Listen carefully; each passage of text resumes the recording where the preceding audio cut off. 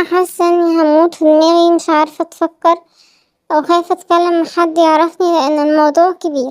عندنا برجيله اللي هي فوق السطح، وكان في مسمار الغطا بتاعها اتخلع منه، فحطيت سلم عشان اعملها، وهي ما بين بيتنا وبيت عمي بس مقفول بسور زي منور كده بينا وبينا. فطلعت على السلم عشان اعمله، فبصيت لقيت مرات اخويا مع ابن عمي وحدهم، فاتخضيت ورحت نازلة على اوضتي ومش عارفة اعمل ايه. فبسأل والدتي عليها، قالت لي انها راحت تشتري حاجة من السوبر ماركت وجاية. لسه هحكي لوالدتي معرفتش، ودخلت اوضتي وانا زومت عليهم بالموبايل وعملت فيديو، خايفة اخويا يعمل لها حاجة توديه في داهية بسببها، والفيديو ده ممكن يخليه يسجنها او يطلقها، ويبقى كده خد حقه من غير ما يتأذي. وخايفة انه برضه ما يسكتش، ومش قادرة اني مش احكيله حاجة. بصراحة انا بقالي يومين مش عارفة انام، وعمالة افكر ان انا ممكن اروح لمحامي افرجه الفيديو واقوله يرفع قضية تتسجن بيها، عشان اخويا مش يضيع مستقبله عشان واحدة خاينة.